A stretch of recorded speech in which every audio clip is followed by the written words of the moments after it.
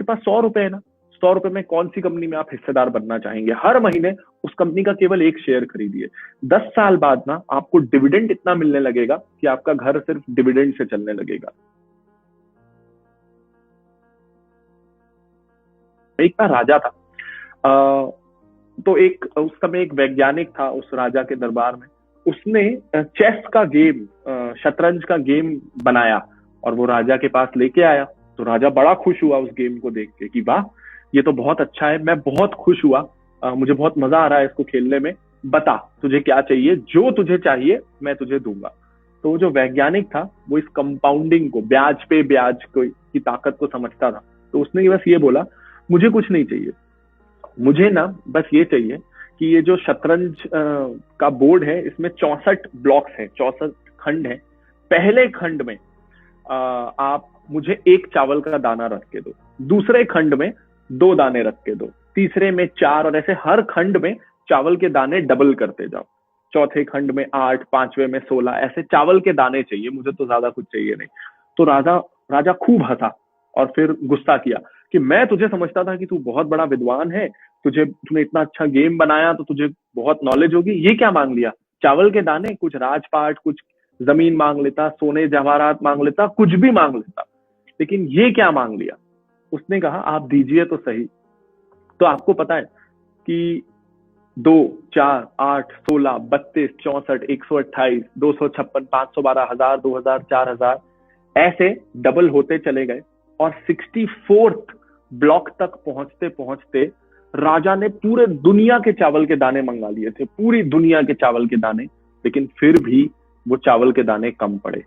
2 to the power 64 इतना होता है कि उतने चावल के दाने इस दुनिया में आज भी नहीं है। तो हम ना समझ नहीं पाते कि चाहे हम एक चावल के दाने से शुरुआत करें, इंपॉर्टेंट है कि हम हर थोड़े टाइम पे उस एक चावल के दाने को 2, 4 और 8 में तब्दील करते जाएं और उस चावल के दाने को उठा के फेंक ना दें। ये जरूरी है। अगर आप एक चावल के दाने से भी शुरुआत करते हैं और उसका सही उपयोग करते हैं तो 64 बार डबल होने के बाद वो इतने दाने हो जाएंगे जितने चावल के दाने इस दुनिया में आज भी नहीं है। आपको बस ये सोचना है कि आप अपने पैसों के साथ भी ऐसा कैसे करेंगे। आप 100 रुपए से शुरू करिए, उसको जरा इसको ऐसे सोचते हैं। चलिए, ज्यादातर लोग यहाँ पे जो है ना, वो अगर कुछ महीनों तक पैसों को बचाएं, बहुत बहुत ईमानदारी से कुछ महीनों तक पैसों को बचाएं, तो वो 10,000 रुपए इकट्ठे कर लेंगे। अब आपको अमीर बनने के लिए क्या चाहिए? आपको अमीर बनने के लिए सिर्फ ये चाहिए कि आपके जो 10,000 रुपए हैं वो आप एक बार ऐसी किसी कंपनी में लगाएं जिसका शेयर कुछ सालों में 10 गुना बढ़ जाए, तो आपके 10,000 रुपए 1 लाख हो जाएंगे।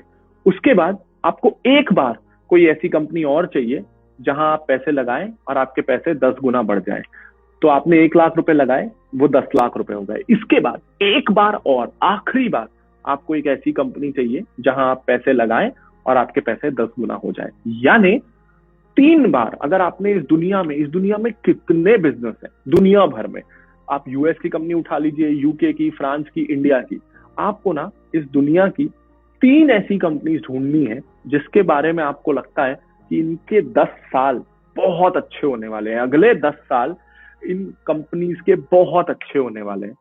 तो अगर उस कंपनी के अगले 10 साल बहुत अच्छे होंगे तो शेयर का दाम भी बढ़ेगा, अगर शेयर का दाम बढ़ेगा तो आपके पैसे बढ़ेंगे।